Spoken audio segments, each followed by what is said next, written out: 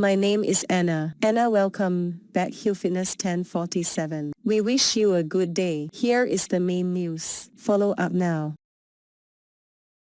1. Fede Alvarez wants to try something new with Alien Romulus sequel. We can go into uncharted waters in Alien.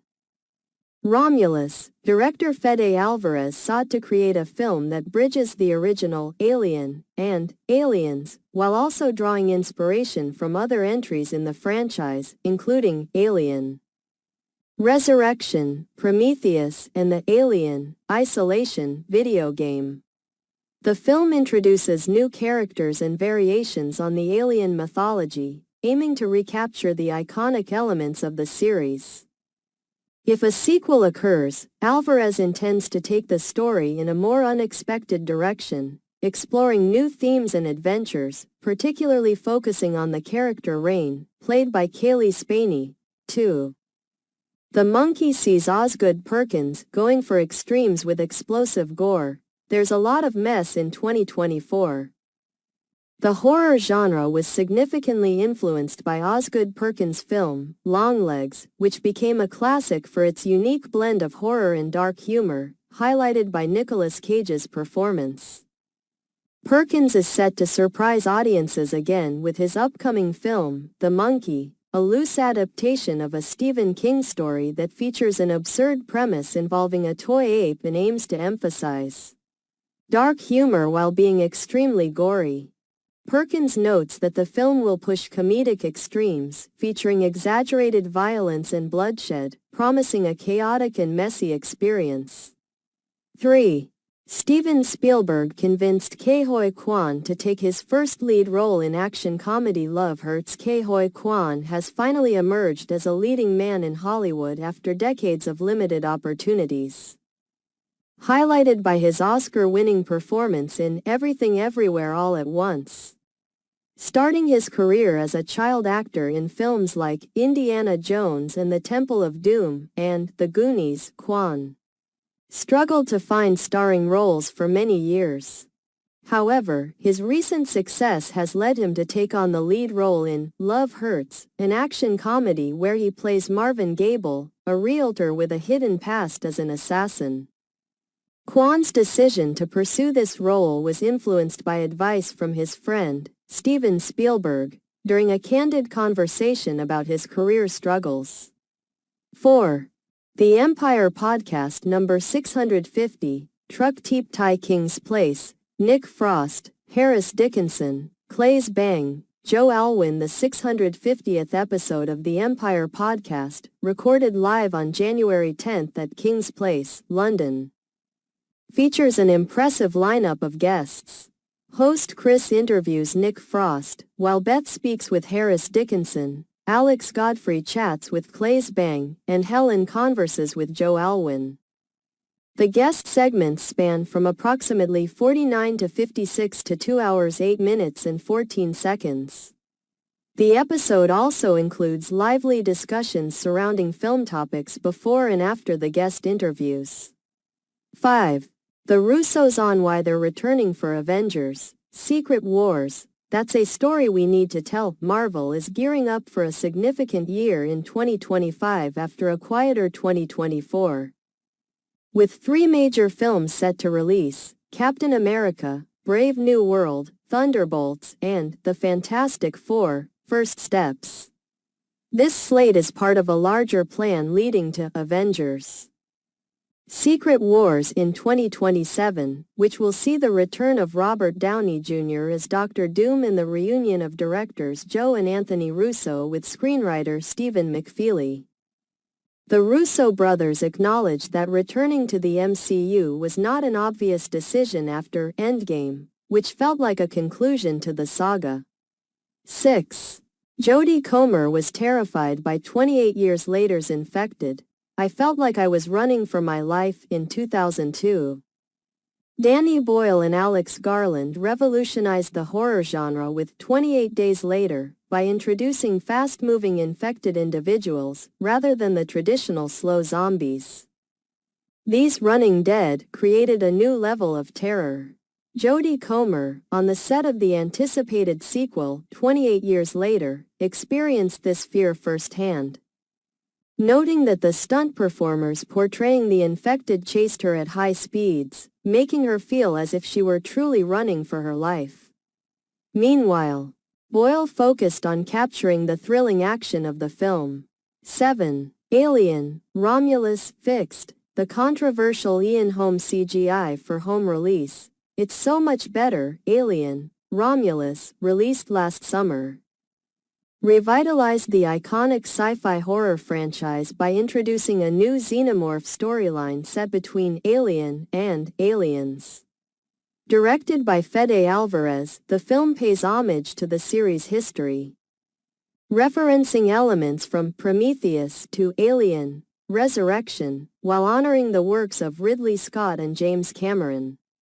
However, the film sparked controversy with the introduction of the android character Rook, portrayed using the likeness of the late Ian Holm, which led to mixed reactions among fans. Alvarez acknowledged that time constraints affected the final presentation of Rook. 8. Ralph Fiennes plays a survivor without their views on the world in 28 Years Later. In 28 Years Later, Danny Boyle and Alex Garland explore a post-apocalyptic world further along in the aftermath of the rage virus from 28 Days Later. The story focuses on scattered survivors, including a community on Holy Island and characters like Jamie, Aaron Taylor-Johnson, Isla, Jodie Comer, and their son Spike, Alfie Williams. Ralph Fiennes portrays Dr. Kelson, a significant character whose ambiguous nature raises questions about whether he will be an ally or adversary. The film sets the stage for a sequel, 28 Years Later. The Bone Temple, expected in 2026. 9. A Working Man trailer. Jason Statham kicks ass in David Ayer's Sylvester Stallone-written thriller. The first trailer for A Working Man, starring Jason Statham and directed by David Ayer, offers a glimpse of Statham as ex-Black Ops agent Levon Cade, whose life as a construction worker is disrupted when his boss's daughter goes missing. Co-written by Ayer and Sylvester Stallone, the film promises an engaging action experience reminiscent of classic action films. Statham continues to solidify his reputation as a dependable action star in Hollywood. 10.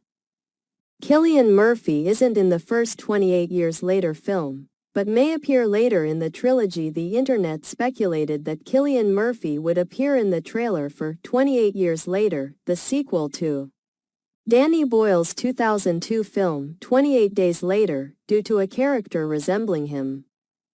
However, producer Andrew McDonald confirmed that Murphy is not in the first film of the planned trilogy, despite mutual interest in his involvement. 11. 28 Years Later takes a wholly different approach to the infected saga, says Danny Boyle. 28 Days Later revolutionized the zombie genre by introducing fast, rage-infected humans instead of traditional reanimated corpses, set in the UK rather than the US. Now, Danny Boyle and Alex Garland are returning with 28 Years Later, which expands the story decades beyond the previous sequel, 28 Weeks Later. Garland presented a new concept to Boyle, focusing on the implications of the 28-year gap since the original events, leading to a significantly altered societal landscape. 12. Empire's world-exclusive 28 Years Later covers revealed Danny Boyle and Alex Garland, who revolutionized the zombie genre with their 2002 film 28 Days Later, are returning to the franchise with 28 Years Later. This new installment marks the beginning of a trilogy featuring new characters and a fresh narrative set in an evolved world affected by the rage virus. The upcoming issue of Empire magazine offers an exclusive look at the filmmakers and cast, including Aaron Taylor-Johnson, Jodie Comer, and Ralph Fiennes, as they discuss the developments in the story over the past 28 years. 13. James Mangold's Dawn of the Jedi will be set 25,000 years before any known Star Wars movie. James Mangold, known for directing films like Logan and Indiana Jones and The Dial of Destiny, is set to direct a new Star Wars movie titled Dawn of the Jedi. Announced nearly 2 years ago at Star Wars Celebration 2023, the film will be set 25,000 years before any existing Star Wars films. In a recent interview, Mangold expressed his intention to distance his work from established canon to avoid toxic fandom discourse. As fans anticipate this new installment, they are also looking forward to upcoming content like Andor Season 2 and Visions Volume 3 from Lucasfilm. 14. Tom Holland will lead John Grisham legal thriller adaptation. The partner Tom Holland, despite having several major projects like Spider-Man 4 and Christopher Nolan's The Odyssey on the horizon, is not taking a break from acting. After a year off following 2023's The Crowded Room, he has signed on to star in and produce a legal thriller titled The Partner, based on John Grisham's 1997 bestseller. The film will feature a script by Graham Moore and will showcase Holland in a morally complex role, similar to his performances in Cherry and the Devil All the Time.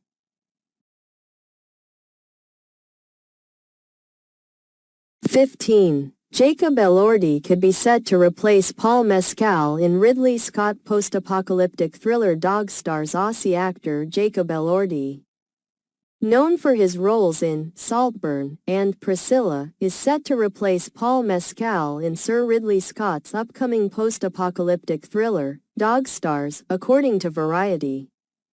This follows Elordi's recent casting as a replacement for Andrew Garfield in Guillermo del Toro's Frankenstein.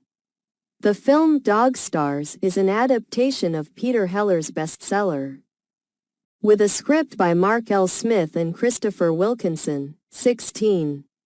Sony announced Horizon Zero Dawn and Helldivers movies. Ghost of Tsushima anime series video game adaptations are currently very popular, with successful films like Sonic the Hedgehog and the Super Mario Bros. Movie each surpassing $1 billion at the box office, and critically acclaimed series such as The Last of Us and The Witcher.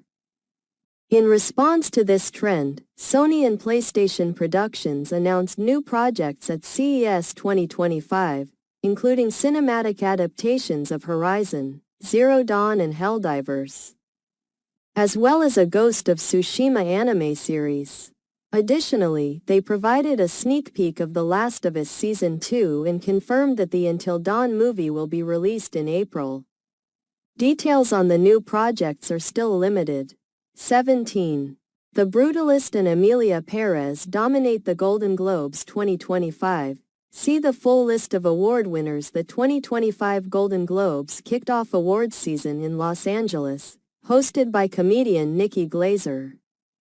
Jacques Audiard's musical, Emilia Perez, and Brady Corbett's epic, The Brutalist, emerged as the top winners, securing 4 and 3 awards respectively.